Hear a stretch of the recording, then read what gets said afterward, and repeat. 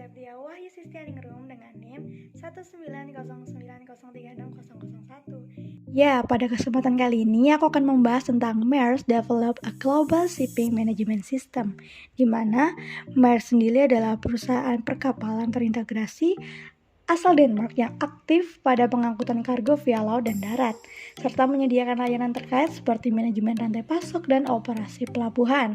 Nah, perusahaan ini tuh telah menjadi operator kapal peti kemas dan kapal pemasok terbesar di dunia sejak tahun 1996.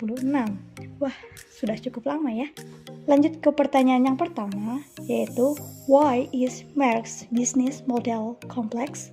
Bisnis mereka dikatakan kompleks karena mencakup lebih dari 600 kapal dan jutaan kontainer yang bepergian ke hampir 350 pelabuhan di 121 negara dalam 365 hari selama setahun, yang artinya perusahaan ini beroperasi non-stop setiap harinya.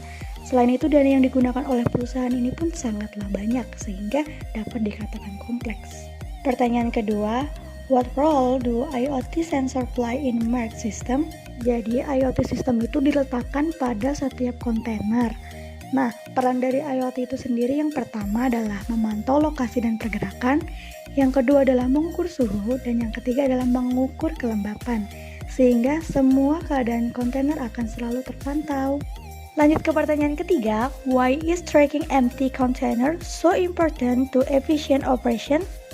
Sebelum melakukan pelacakan pada kontainer kosong mereka, Maersk Line membutuhkan dana sekitar $1 miliar dalam setahunnya untuk melakukan pemindahan pada kontainer kosong mereka, sehingga itu dirasa sangat tidak efisien dan efektif. Setelahnya, Maersk Line mulai melakukan pelacakan dengan menggunakan data dan analitik yang berguna untuk mengotomasikan dan mengoptimalkan kemana kontainer yang kosong pergi dan merelokasikan kontainer yang kosong. Pertanyaan keempat, what is the data-driven culture that Maersk is trying to strengthen?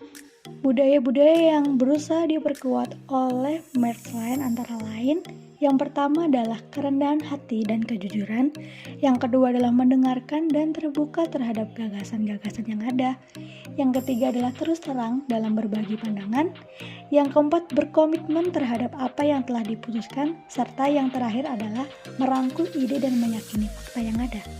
Pertanyaan terakhir, why does Maersk want to give their customer access to their system? Hal ini bertujuan agar pelanggan dapat terhubung langsung dengan rantai pasok mereka dan mengontrolnya. Selain itu, pelanggan dapat lebih bertanggung jawab terhadap barang mereka yang ada di kontainer. Selain itu, hal ini juga menciptakan penghasilan baru bagi Maersk Line. Dan yang paling penting, pelanggan dapat mengubah dan mengatur kontainer mereka sendiri, sehingga memungkinkan pelanggan untuk merubah suhu atau kelembapan yang ada di kontainer mereka. Itu tadi pembahasan mengenai Maersk Develop a Global Shipping Management System. Kurang lebihnya aku mohon maaf. Wassalamualaikum warahmatullahi wabarakatuh.